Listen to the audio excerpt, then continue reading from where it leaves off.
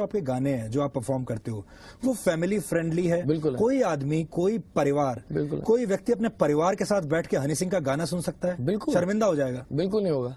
आप सीरियल देखते हैं, पिक्चरें देखते हैं, पहले एक्ट्रेसेस होती थी, बिकनी आपने पहने देखा कभी पुरानी एक्ट्रेसेस को? आपके सामने पेपर भरा पड़ा है, मैं आपको 150 गाने लिख के दे देता हूँ। मेरे और आपके पैदा होने से पहले गाने हैं सर बहुत सारे, उनके अगर मैं मीनिंग निकालूं, बहुत बड़े विद्वान लोगों ने लिखे हैं, वो बहुत बड़े विद्वान होंगे, उनका आज नाम बहुत, शायद वो बहुत बड़े बोर्ड के मेंबर्स भी होंगे आज के टाइम में, और कई जगह पे कई चीजें होंगी, लेकिन मैं लेना नहीं चाहता क्योंकि मैं उनके कहने का रिस्पेक्ट करता हूँ। और मेरी आदत नहीं है कि किसी भी पॉजिटिव नेगेटिव चीज को देखूं जाके, और मैं इस तरह का हुच्छा आदमी नहीं हूँ जैसे ना वर्ड की भी चलो और यार मेरे को नेगेटिव बना रहे हैं तो मैं भी मीडिया में बैठता हूँ। आपने एक चीज देखी, 1 जनवरी से लेके इतना बड़ा मीडिया का बवाल हुआ, मैं किसी भी चैनल पे देखा? आपको नहीं दिखा। मुझे जवाब देने की जरूरत नहीं है, मेरे साथ लोग जानते हैं मुझे, मैं ऐसा नहीं, और मिलियंस ऑफ लोग हैं जो जुड़े हुए हैं, और मैंने काम करके आगे आया हूँ। कंट्रोवर्सी लोग मुझे बोलते हैं, मुझे बड़ा दुख होता है, लोग बोलते हैं कंट्रोवर्शियल आर्टिस्ट। कंट्रोवर्शियल आर्टिस्ट वो होता है सर जो कंट्रोवर्सी के ना बैग में लेके चलता है और एक फेंकता है, फिर 4 काम करता है, फिर बैग, क्योंकि उस पर और कुछ दिखाने को नहीं है।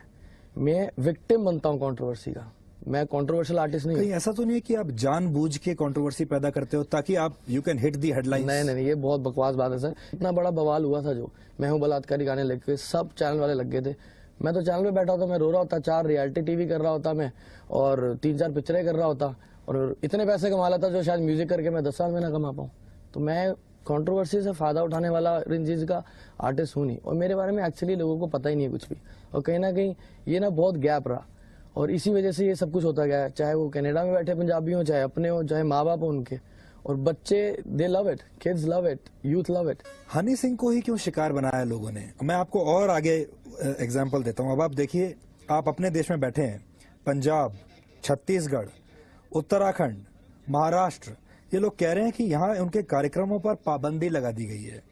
वहां पर जो शिवसेना के जो महाराष्ट्र में एक नेता हैं वो कह रहे हैं कि वो अश्लीलता फैलाते हैं, अभद्र और उत्तेजक शब्दों के प्रयोग करते हैं वो अपने गानों में। इनके इस बात में ना इनका कोई कसूर नहीं है जो ये बात बोल रहे हैं, और इससे सामाजिक स्वास्थ्य खराब होगा आपके गानों से। नहीं, बिल्कुल ये उनका सोचना आज की डेट में बिल्कुल सही है। शायद इस इंटरव्यू के बाद सोचना उनका बदल जाए, क्योंकि इसमें कहना कि मेरी गलती रही है कि मैंने आके भी ना ज्यादा बोला नहीं। मैं भी इसको, मैं आपको सच्ची बात बताता हूँ क्या हुआ। मैंने अपना करियर शुरू करा एज ए म्यूजिक डायरेक्टर, और पंजाब के अंदर म्यूजिक बनाता था मैं, और लोग आते थे म्यूजिक करवाते थे, और फिर धीरे धीरे चलने लग गया वो काम। फिर मेरे को बोलते यार रैप करना शुरू कर दो, मैंने रैप करना शुरू कर दिया, गाने और हिट होने लग गए। फिर मुझे वीडियोस में लेने लग गए, उसके भी पैसे देने लग गए, वो भी मकबूल होने लग गया। फिर मैं देखा पैन इंडिया मेरे गाने पहुंच रहे थे, दिल्ली में लोग गाने सुनते थे, मैं दिल्ली आता था पार्टी करने, यहाँ पे बहुत यार दोस्त थे, तो मैं देखता रहा सब सुनाए जाते हैं, क्लब में भी मेरे को कोई जानता नहीं है, लेकिन गाने तो चल रहे हैं। खड़के गिलासी एक गाना मैंने गाया था, BBC वर्ल्ड चार्ट्स पे पहुंच गया था वो, और लेकिन मेरे को क्योंकि मैं उसका मेन फेस नहीं था, तो कहीं ना कहीं मेरा 5-6 साल मैंने म्यूजिक डायरेक्शन करी, थोड़े बहुत पैसे कमाए, मैंने एक एल्बम बनाई जिसको मैं पैन इंडिया लेके जाना था। मैं उस टाइम देखता था हिंदुस्तान में, बाकी बॉम्बे में, यहाँ पे अंग्रेजी सिंगर चलते थे, एकॉन वगैरह, उनके गाने लोग सुनते थे, उनके वीडियो शायद मेरे से भी जबरदस्त होते थे, तो और उनके जो अंग्रेजी में मतलब होते थे वो तो लाजवाब ही होते थे। तो मैं कहा इनको सुन रहे हैं और ये समझ भी नहीं आ रही, इनको एक लाइन गा रहे हैं, तो ये सुनते क्या है, इनका लाइफस्टाइल क्या है। तो फाइनली मेरे को क्यों शिकार बनाया जा रहा है, क्योंकि मैं शायद फर्स्ट आर्टिस्ट हूँ जिसने एग्जैक्ट लाइफस्टाइल यूथ का देखा, ऑब्जर्व किया और लिखा। जब लोगों ने ये कहा, खास तौर पर जब दिल्ली में जो गैंग रेप हुआ था और उसके बाद रेप्स होने शुरू हो गए थे, ईव टीजिंग बढ़ गई थी, और लोगों का ये कहना था कि हनी सिंह जैसे जो कलाकार हैं इनके गाने सुन सुन के ये सब कुछ हो रहा है, और आप जो है लड़कियों को एक कमोडिटी की तरह इस्तेमाल करते हो अपने गानों में, उसकी वजह से ये सामाजिक पतन हुआ है। मैं आपको बताता हूँ, पहली बात है सर, मैं हूँ बलात्कारी गाना मैंने कभी जिंदगी में ना लिखा, ना गाया, और ना कभी सुना है। इतना कुछ बवाल होने के बाद मैं म्यूजिक की कसम खा के कहता हूँ, मैंने सुना तक नहीं आज तक वो गाना। और मुझे ये पता था, मेरे लिए, मैं आपको भी बता रहा हूँ कि मैंने म्यूजिक वीडियो बनाए अपनी सारी 5-6 साल की मेहनत से, इंटरनेशनल स्टाइल के। मैंने कहा यार, मैं मोटा सा होता था, मैंने बॉडी बनाई, मैं कहा नहीं यूथ को शायद बॉडी पसंद आएगी। हमारी छोटी सी कंपनी थी जो रिलीज कर रही थी मेरी एल्बम पंजाब की, वो कहती है मेरे पास बड़े बड़े चैनल नहीं है, मैं तो चला नहीं पाऊंगी, तो इतने बड़े वीडियो बना क्यों रहा है। मैंने कहा एक जगह है, एक प्लेटफॉर्म है जहाँ पे हिंदुस्तान का यूथ आता है, जिसको मैंने ये गाने दिखाने हैं, इसलिए मैं वो स्टैंडर्ड के काम कर रहा हूँ, और वो है यूट्यूब। तो सिर्फ वहीं पे भी डाल दोगे ना तो वो चल पड़ेगा। तो मैंने देखा कि वो क्लिक करा, मिलियंस ऑफ व्यूज उसके बढ़ने लग गए, मिलियंस और थाउजेंड्स ऑफ व्यूज बढ़ने लग गए उसके। उसका कहीं ना कहीं वरदान और एक मेरे लिए नुकसान भी ये हुआ कि 6000 हनी सिंह पैदा हो गए उसके अंदर, क्योंकि इट्स अ पब्लिक डोमेन। आपके नाम पे कल मैं 4 वीडियो चढ़ा दूंगा तो उसको भी आप रोक नहीं पाएंगे। वो 4 के 40 कब हो जाएंगे आपको पता नहीं लगेगा, वो 4000, क्योंकि इट्स अ पब्लिक डोमेन। हम लोग कंप्लेंट करते गए कि ये हो रहा है, 2009 से 10 से हम लोग कंप्लेंट करते रहे यूट्यूब को। यूट्यूब हटा देता था, 10 गाने हटा देता था। कोई शावर में नहा रहा है तो हनी सिंह लिखा हुआ है नीचे और वो बोल भी रहा है उसके अंदर, तो वो भी मेरे नाम से वीडियो चल रहे हैं और मिलियंस व्यूज बढ़ रहे हैं उसके, क्योंकि जिसने सर्च करना है उसने आगे सर्च करते जाना है। तो 36 चीजें ऐसी होती गई। फिर आपको मैं एग्जैक्ट सिचुएशन बताता हूँ जो दिसंबर में ये रेप केस के बाद जो सीन हुआ, और वो पूरा 1 महीना जो चैनल ने जो भी दिखाया सारे चैनल्स ने, जो असली में क्या हुआ था मैं आपको बताता हूँ। 6 दिसंबर की बात है, मैं दुबई में मेरा शो था। 6 दिसंबर को दुबई में शो करने के बाद मैं बाहर ही था हिंदुस्तान से, और हम साउथ ईस्ट एशिया के टूर पे जाना था हमने। 20, 21, 22, 23 और 24 को हिंदुस्तान वापस आना था। और जब मैं बाहर था हिंदुस्तान तो मुझे पता लगा कि हिंदुस्तान में 16 दिसंबर के आसपास वो रेप हुआ था। तो बहुत बहुत बेकार लगा सुन के, और बहुत शॉकिंग था, और पूरा हिंदुस्तान का माहौल बदल गया था। ये भी सुन के बहुत शॉकिंग लगा, और सब ना डिप्रेशन वाला माहौल बन गया था। एनीवेज वो डिस्कशन चल रही थी सबकी, हम लोग भी दुखी थे, हम लोग भी कहते यार इंडिया में बहुत कुछ ऐसा होने लग गया।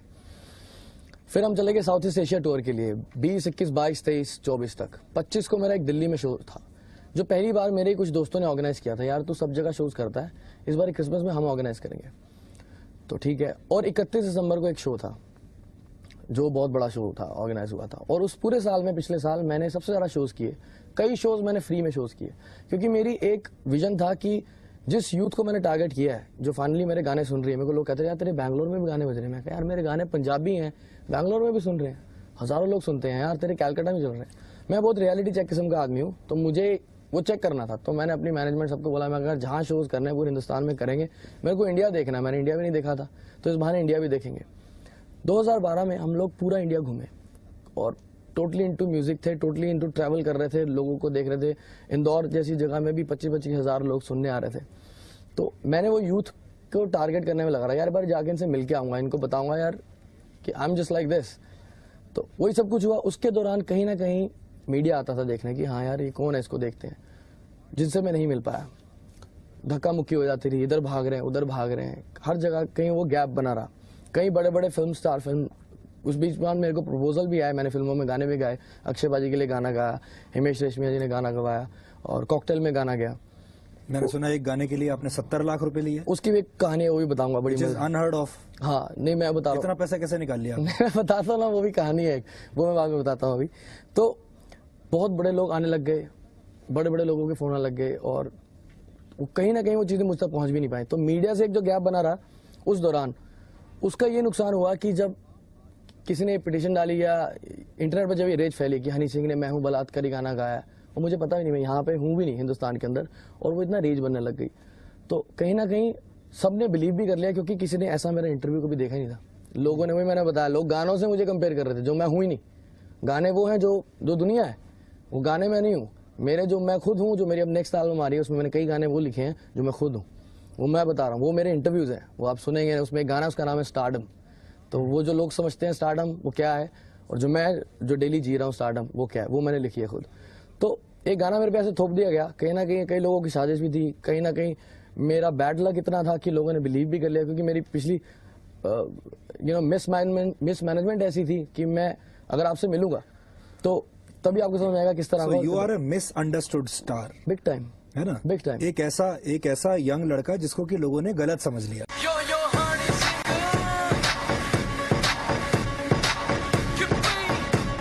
मैं हूँ बलात्कारी गाना मैंने कभी जिंदगी में ना लिखा, ना गाया, और ना कभी सुना है। इतना कुछ बवाल होने के बाद मैं म्यूजिक की कसम खा के कहता हूँ, मैंने सुना तक नहीं आज तक होगा। तमाम लड़कियां अब ये जानना चाहती हैं कि हनी सिंह शादीशुदा है या हनी सिंह सिंगल है?